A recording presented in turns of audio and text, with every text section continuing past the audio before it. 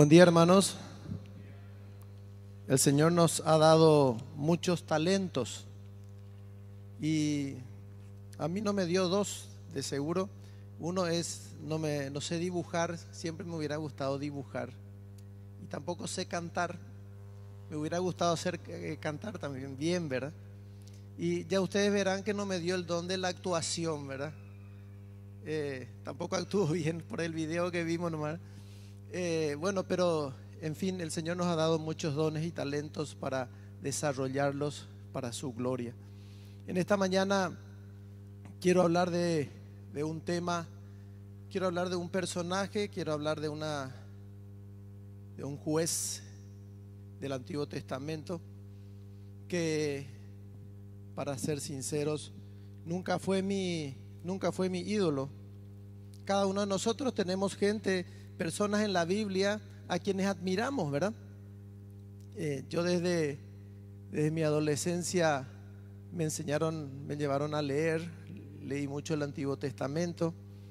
Mi tía me compraba libritos, eso me animaba a la lectura. Y tengo muchos héroes del Antiguo Testamento. Uno de ellos es Josué, Nehemías. Me encanta Nehemías. Leí Nehemías muchas veces, veo la gracia que había en él, el impulso que Dios le dio, la obra de Nehemías. Admiro a Nehemías. Jeremías, un profeta extraordinario que Dios le levantó en tiempos muy difíciles. Pasó tanto, él fue tan despreciado, pero amaba tanto a su pueblo. Héroes que yo estimo que usted también tendrá varios en el Nuevo y en el Antiguo Testamento, pero este personaje realmente a mí nunca me inspiró, ¿verdad? Siempre le miraba más por sus defectos, por las cosas que hizo mal. O le conocemos a este personaje de quien voy a hablar brevemente hoy, le conocemos por una famosa música que cantábamos en la escuela dominical, ¿verdad? Que dice: Sansón era valiente y pum, Sansón los derrotó. Más o menos así es la música, ¿verdad? Cantar no sé. Entonces muchos le conocen a Sansón por la música. Entonces hoy quiero hablar de Sansón, ¿verdad?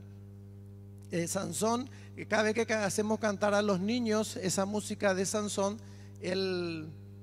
la parte musical termina en moquete, ¿verdad? Porque el tema es Sansón y pum, así hacen los niños y siempre terminan peleándose. Entonces, en esta mañana quiero hablar de una persona levantada por Dios, que yo nunca le admiré demasiado, porque siempre le veía por sus debilidades. ¿Qué persona a usted, además del nombre Sansón, qué otro nombre le viene a usted a la mente cuando escucha el nombre de Sansón? A ver, Zapa. ¿Qué nos viene? Dalila, ¿verdad? ¿Por qué? ¿Verdad? Porque el pobre tipo tuvo una debilidad.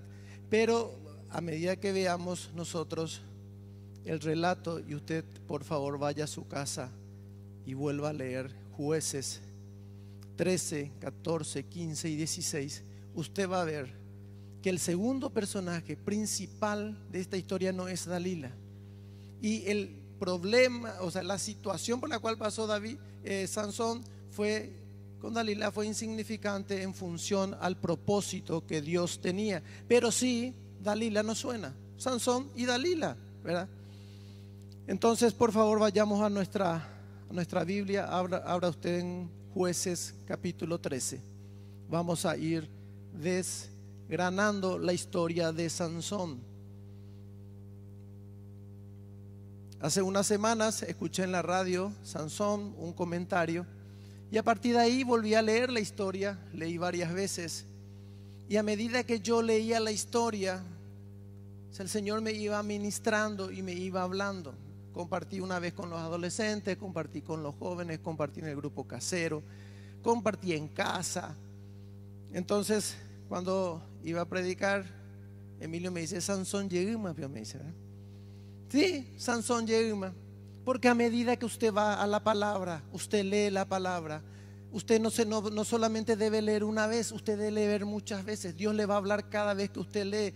Si usted dice ya leí 2 veces y Dios ya me habló algo de ahí, usted vuelve a la palabra y la palabra le va a seguir hablando.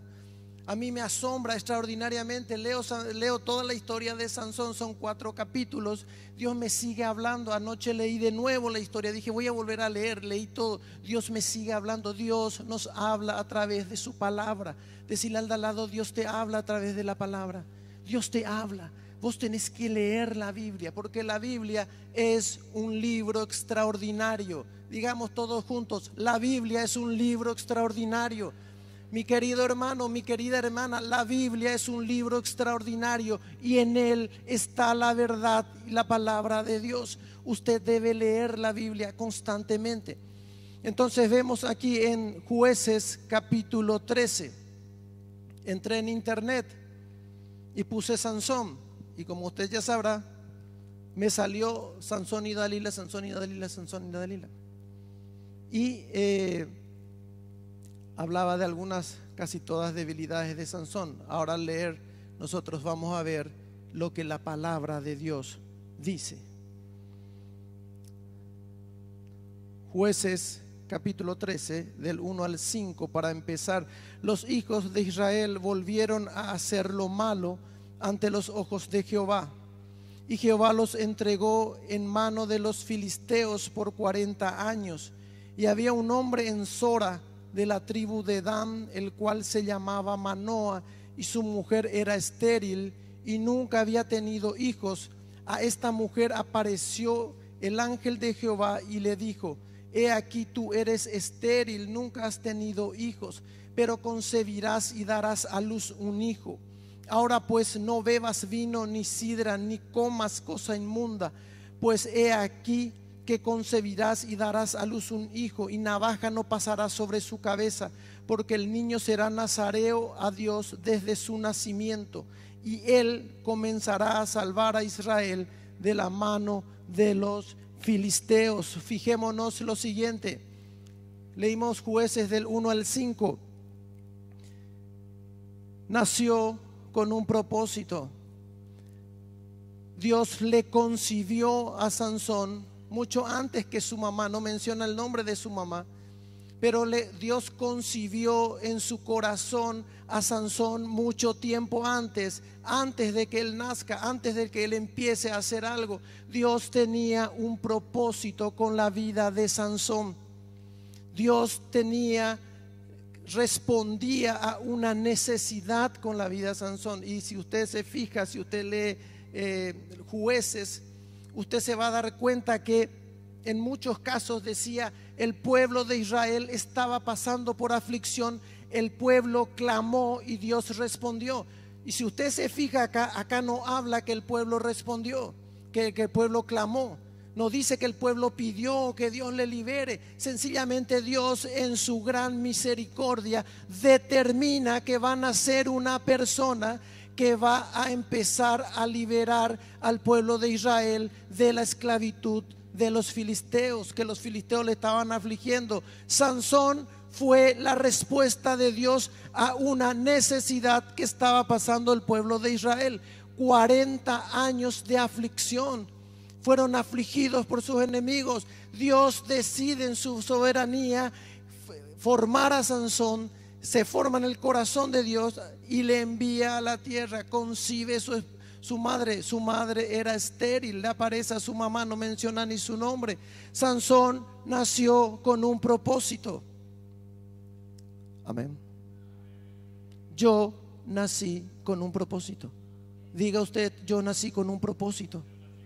Yo nací con un propósito. Sansón nació con un propósito. Eso no ocurrió solo con Sansón. Dios no hizo una excepción, sino que Dios hace todas las cosas igual, hace todas las cosas con un propósito. Sansón fue la respuesta a una necesidad que estaba viviendo el pueblo de Israel. Había una necesidad, Dios tiene un plan y Sansón era parte de ese plan.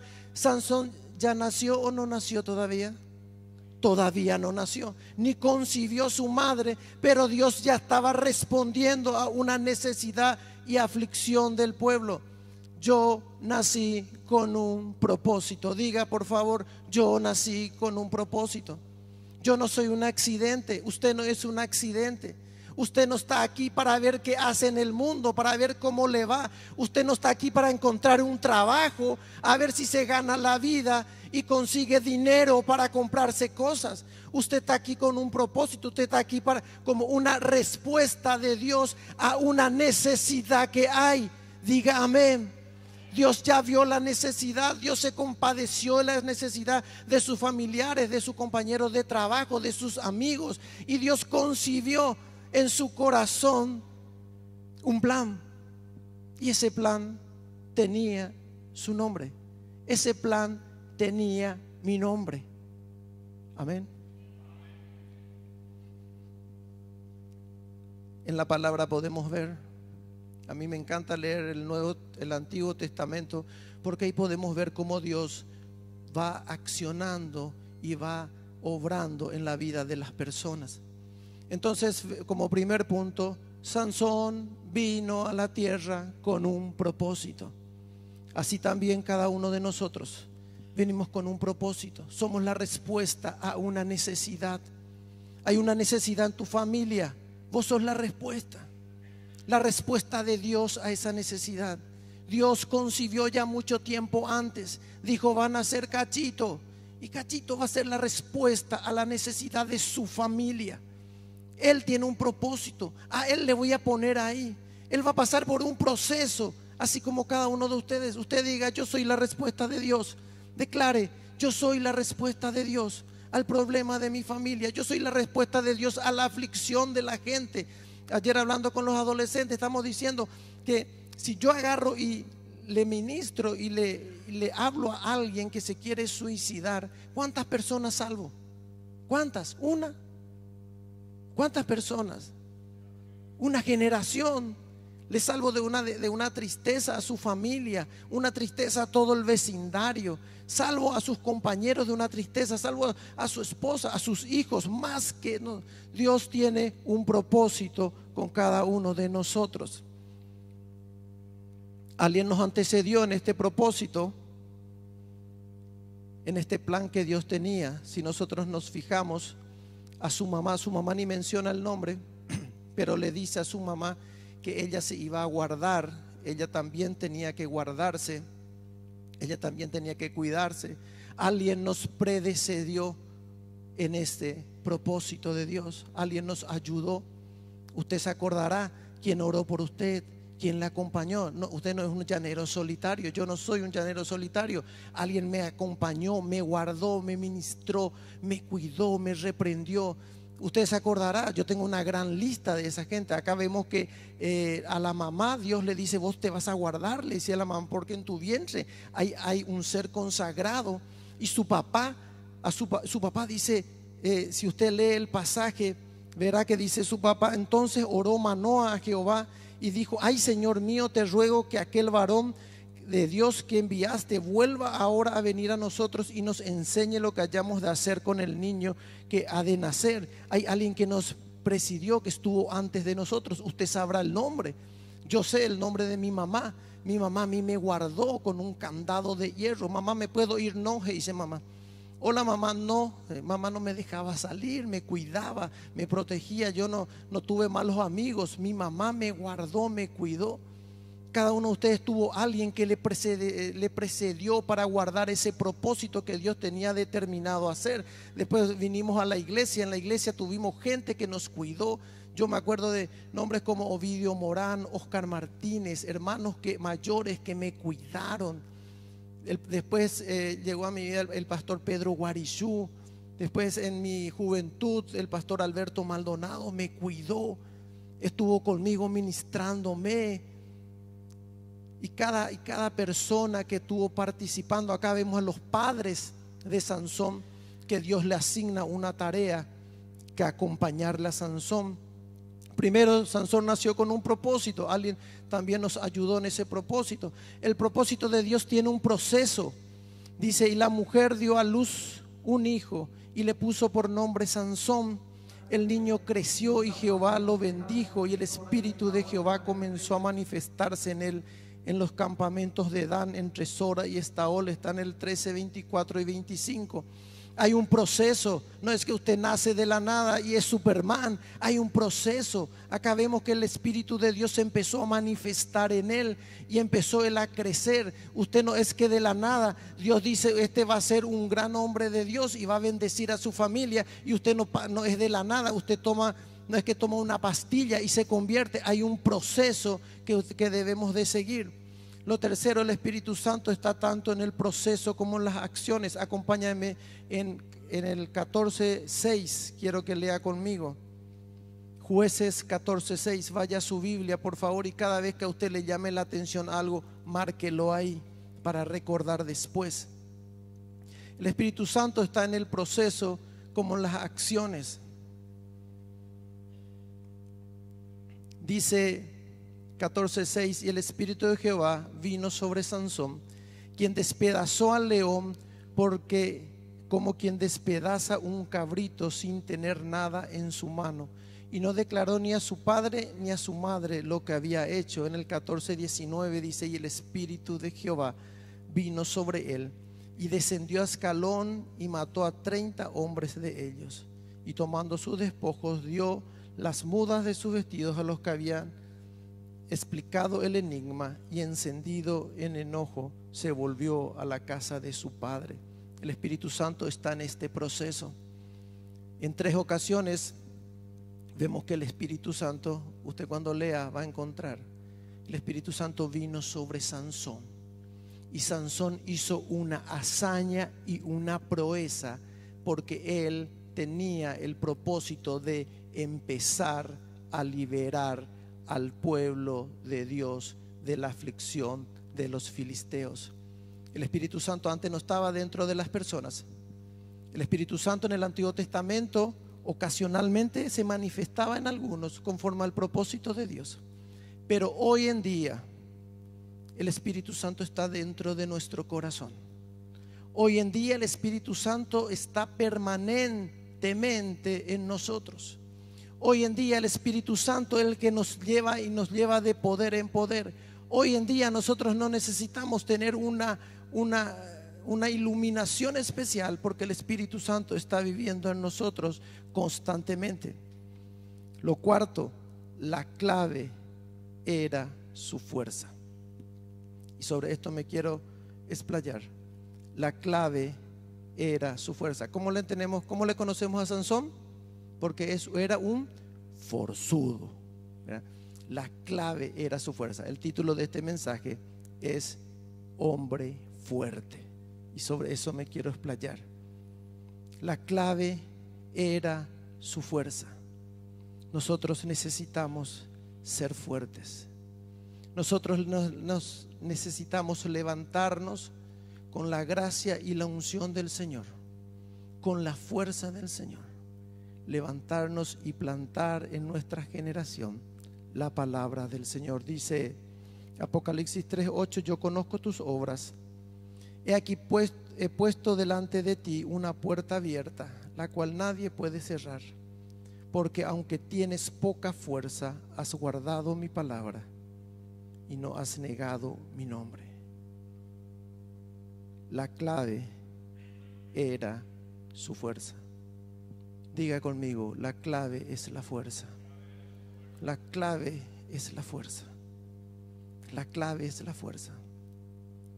Yo me imagino, volviendo a la historia, usted sabe que 20 años el pueblo de Israel tuvo paz. 20 años es mucho tiempo. 20 años los filisteos no vinieron más a Israel. ¿Y usted sabe por qué? ¿Sabe por qué ya no vinieron más?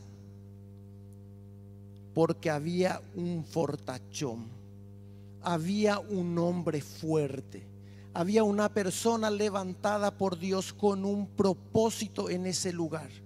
Sansón marcó una raya. Dios levantó un hombre fuerte para defender a su pueblo. Por eso el pueblo, los filisteos no vinieron más. Por esa razón Israel tuvo 20 años de paz. En ese momento empezó la liberación. La liberación continuó y terminó en la época de David, cuando David subyugó a todos los filisteos. Pero empezó con un hombre fuerte. Los filisteos tenían temor de Sansón. Ellos no venían. Usted al leer el pasaje va a ver las hazañas que hizo. Con una quijada de burro mató a 1000. En Israel había un hombre fuerte. En su casa debe haber un hombre fuerte, una mujer fuerte. En su familia debe haber una persona fuerte. Dios debe levantarle a usted como poderoso para que usted marque una raya y diga: de aquí el diablo no va a pasar. En mi generación tuve familiares adúlteros, pero se levantó un hombre fuerte en el nombre de Jesús, que puso una raya y dijo: nunca más el adulterio va a pasar esta raya en mi familia. Hay un hombre fuerte. Dios quiere levantar hombres fuertes en medio de nuestras casas. Hombres que digan: no vas a pasar, diablo, no vas a hacer estragos a partir de que yo estoy, porque hay un hombre fuerte. Israel tuvo 20 años de paz. Después vino Samuel, después vino Saúl, después vino David. Pero la liberación de Israel empezó con el forzudo de Sansón, un hombre fuerte. Necesitamos hombres fuertes. Dice la palabra, dice en Mateo 12:29: ¿y cómo puede alguno entrar en la casa del hombre fuerte y saquear sus bienes si primero no le ata? Y entonces podrá saquear su casa, dijo el mismo Jesús. ¿Cómo uno podrá entrar en una casa si primero no ata al hombre fuerte? Quiero decirte una cosa: el diablo es un hombre fuerte que ha venido a hacer estragos y a robar en tu casa. Se debe levantar otro nombre fuerte en el nombre de Jesús y atar sus obras en tu casa, en tu familia, en tu colegio, en tu grupo de WhatsApp. Debe haber un hombre fuerte que ponga la raya de qué se debe hacer y qué no se debe hacer, qué está mal y qué está bien, hasta dónde puede hacer estrago el diablo y hasta dónde no. Amén. Un hombre fuerte. Sansón era un hombre fuerte. Yo no le quería a Sansón, pero ahora le quiero a Sansón, porque es un hombre fuerte, levantado con un propósito, puesto por Dios en ese lugar que daba miedo a los enemigos. Los filisteos no se animaron nunca más. Mientras Sansón tenía su fuerza, mientras él estaba consagrado a Dios, él era un nazareno. Mientras Sansón estaba, los filisteos no pasaron la raya. Mientras usted está consagrado a Dios, mientras usted está firme como un hombre fuerte, el diablo no tiene por qué pasar. Usted está ahí, dice Efesios 6, fortalecidos con la fuerza del Señor. Usted no está por su fuerza, dice en Efesios 6:10: por lo demás, hermanos míos, fortaleceos en el Señor y en el poder de su fuerza, y vestíos. Y empieza a darnos las armas. Obviamente usted no es fuerte en sus fuerzas, sino que es fuerte en las fuerzas del Señor. Usted se debe revestir de toda la armadura de Dios para enfrentar al diablo. Dígame. ¿Cuántos hombres fuertes hay acá? ¿Cuántas mujeres fuertes hay acá? ¿Cuántas respuestas de Dios a familias y a necesidades hay acá? Usted no puede ser un enclenque.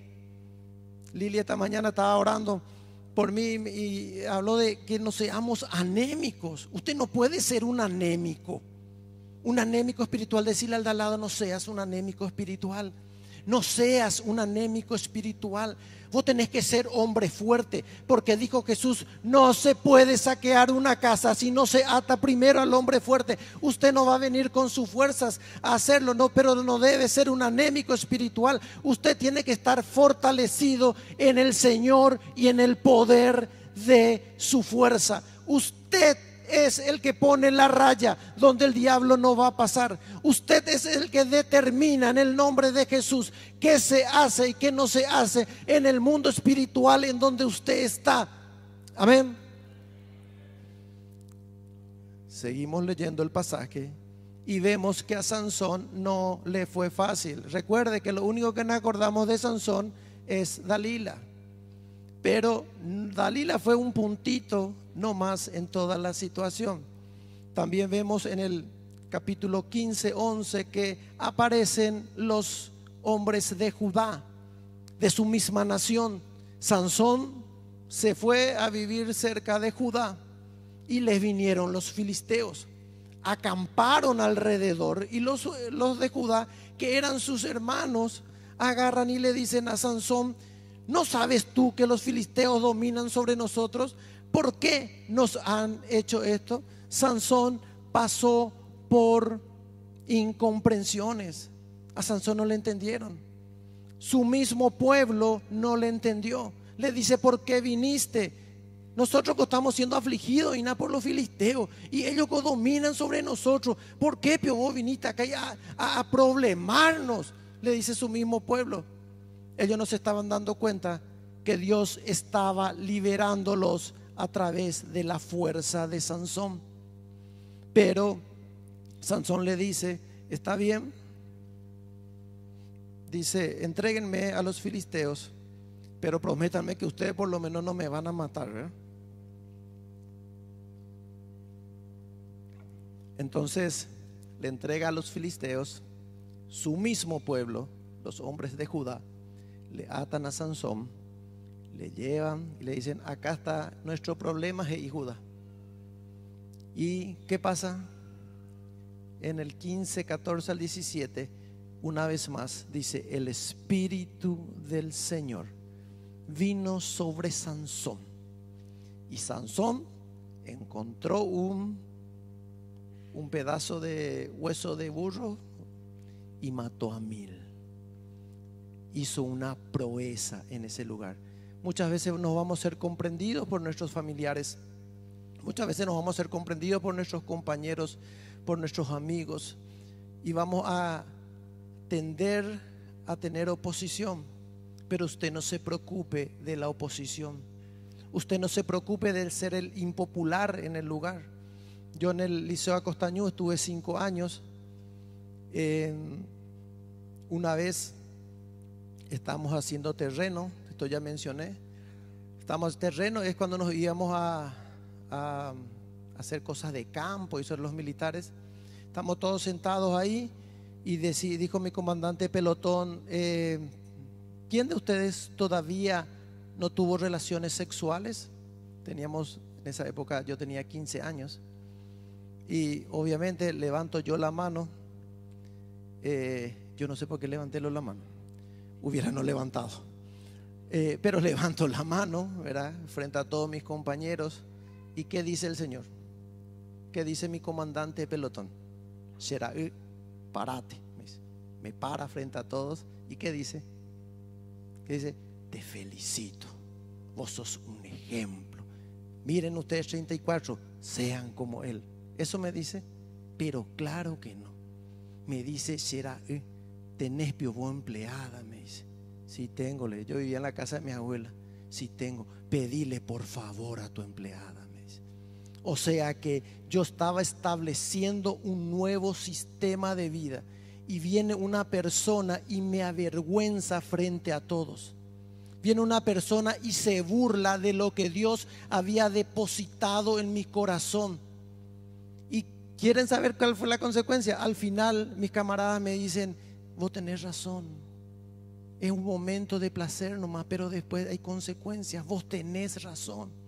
Vamos a tener oposición, no van a estar de acuerdo seguramente con nosotros, pero al final nuestro epitafio va a ser como el de Sansón, que diga: 20 años hubo paz en Israel, porque había un hombre fuerte que estableció un principio, que estableció el reino de Dios en el lugar en donde estaba. Vamos a tener oposición, vamos a desanimarnos. Sansón en el 15:18 dice que él se desanimó Él se fue al desierto y se desanimó, no había agua. Dijo: Señor, voy a morir, me pío de sed. Dice, Dios abrió la peña y le dio de beber, le dio agua en el desierto. Vamos a tener oposición, vamos a desanimarnos, vamos a ser asediados por el enemigo. Seguro que usted va a ser asediado por el enemigo. Sansón fue asediado y acá viene Dalila, en donde se enamoró de Dalila, ¿verdad? Como nos pasa a todos nosotros. No todos no son Dalila nomás, pero se enamoró Sansón y el enemigo empezó a asediarle. Seremos asediados por el enemigo. Decirle al de al lado: te doy una buena noticia, el enemigo te va a asediar. Decirle: dale, hermano, decirle, te va a asediar. Usted no cree. Yo estaba hablando con unos adolescentes hace un tiempo, unos jóvenes en un grupo discipulado, y estamos hablando de lo difícil que es el colegio. El colegio es difícil porque se burlan de nosotros y tal cosa. Y uno de ellos me dice: no, en mi colegio no pasa nada de eso. Y yo: la pucha, vos tenés suerte. No, él no era lo cristiano en su colegio. Entonces, si no hay la forma de asediarle, pues si él no era distinto, ¿verdad? Pero si sos distinto, si querés llevar la palabra, vas a ser asediado por el enemigo. Diga amén. Dijo Jesús a sus discípulos: el diablo me pidió permiso para zarandearle como a trigo. Y los discípulos habrán imaginado: y vos no le diste permiso, ¿verdad? Yo le pedí al Padre que no les falte la fe. Seremos asediados, seremos sacudidos, pero en el Señor tendremos la victoria. Amén. ¿En qué debemos ser fuertes? Quiero dar unos cuantos ejemplos para ir terminando. Tenemos que ser fuertes en la fe y en nuestra experiencia en Dios. Tenemos que ser fuertes en la fe y en nuestra experiencia en Dios. No es la fuerza física. Algunos no tenemos fuerza física, algunos sí son fortachones. Pero ¿en qué tenemos que tener fuerza? ¿En qué usted tiene que tener fuerza? ¿En qué usted tiene que constituirse como un hombre fuerte? En la fe y en su experiencia con Dios. Acá vemos el choque entre dos gigantes. Gigante 1, Goliat. Su arma, ¿cuál era el arma de Goliat? ¿Cuál era? La mentira. Se levanta un hombre fuerte y un gigante. ¿Cómo se llamaba? David. Se levanta David y le desafía al hombre fuerte que viene a afligir a su pueblo. Se levanta David, un niño pequeño, sin experiencia en guerra, pero su arma era su experiencia con Dios y la verdad que tenía. Se levanta y libera al pueblo de Israel. Usted debe ser fuerte en su fe y experiencia con Dios. Usted se tiene que fortalecer en eso. David logró una gran victoria. Choque de gigantes. Goliat, gigante que atemorizaba al pueblo, atemorizaba con mentiras. Se levanta un pequeño niño como un gigante que porta la verdad de Dios y lo derriba y derrota. Amén. ¿En qué debemos ser fuertes? Tenemos que ser fuertes en fe y en nuestra experiencia con Dios. Debemos de ser fuertes en la palabra. Se levanta un poderoso, un gigante, Satanás mismo, viene y le desafía a Jesús. Después del ayuno se levanta Jesús hombre, se levanta como un gigante y le dice: escrito está. Le vuelve a desafiar, un gigante contra el gigante Jesús, el hombre fuerte Jesús, y le vuelve a decir: escrito está, vete de aquí, Satanás. Otro hombre fuerte. ¿En qué usted debe ser fuerte? Usted debe ser fuerte en la palabra. Usted debe tener abundante palabra de Dios en usted. Usted debe combatir al enemigo y a la mentira con la verdad de Dios. Usted debe levantarse en su familia con la verdad de Dios. Debe ser fuerte. Tenemos el ejemplo de José. Usted debe ser un hombre fuerte en el perdón. José perdonó a todos los que le injuriaron, le traicionaron y quisieron hacerle mal. Usted debe ser un hombre fuerte en perdón. una mujer fuerte en perdón. Usted debe perdonar enseguida. Debe levantarse en su casa dando un manto de perdón. Usted debe ser fuerte en perdón. Amén. José fue defraudado por sus hermanos, fue defraudado por su patrón, fue defraudado por su patrona, fue defraudado por el panadero y el copero a quien se olvidaron de él. Pero él fue fuerte en perdón, él perdonó. Esteban fue fuerte en perdón cuando le estaban apedreando. Esteban dijo: perdónalos porque no saben lo que hacen. ¿En qué debe ser fuerte usted? Usted debe ser fuerte en su fe, en su experiencia con Dios, en la palabra, en el perdón. Usted debe ser fuerte en la adversidad. Los discípulos versus los religiosos. Los religiosos le traen a los discípulos después que Jesús murió unas personas intrascendentes. Se le acercan el Sanedrín, poderosos en la religión, y les dice: ustedes no van a hablar más en el nombre de Jesús, o si no les vamos a echar. Ellos fueron fuertes en la adversidad. Usted debe ser fuerte para restablecer el altar de Dios en su casa. Usted debe ser un hombre fuerte para restablecer el altar de Dios en su casa, como lo hizo Elías. Elías estaba solo. Usted conoce el pasaje. Él estaba solo y tenía él su altar puesto. Se enfrentó con 250 profetas de Baal. Elías con su altar solo. Todo el pueblo estaba a favor de los otros. Estaban los otros 250 profetas de Baal, que eran los que estaban gobernando de la mano de Acab. Pero se levanta un gigante para establecer el altar de Dios en Israel y los vence a los 250. Viene el fuego de Dios sobre el altar de Elías y se restablece el culto en Israel. Usted debe ser fuerte en establecer el altar de Dios en su hogar. Usted debe ser fuerte para empezar de nuevo. ¿En qué debemos ser fuertes? Debe ser fuerte para empezar de nuevo, como Pedro. Pedro siempre fue temperamental, siempre era el primero en ir.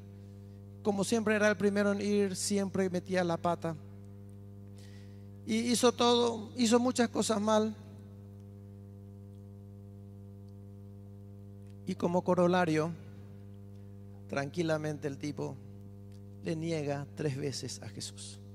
Maldice el camino, niega: yo no le conozco, dice. No, yo no soy igual a ellos. Y con todo eso, el Señor después se enfrenta a Pedro, le levanta a Pedro, le dice: Pedro, yo te amo. ¿Tú me amas? Usted tiene que ser fuerte para empezar de nuevo. Si usted se equivocó, tiene que ser fuerte para enfrentar esa situación y empezar de nuevo. Amén. Yéndonos al final de la historia de Sansón. Él sucumbió, sí. Eso es lo que más se nos queda de Sansón. Sí, Dalila le insistió, le dijo: ¿cuál es el poder de tu fuerza? Sí, él sucumbió. No debemos de sucumbir. Seremos acechados por el diablo. Claro que el diablo no está contento con usted.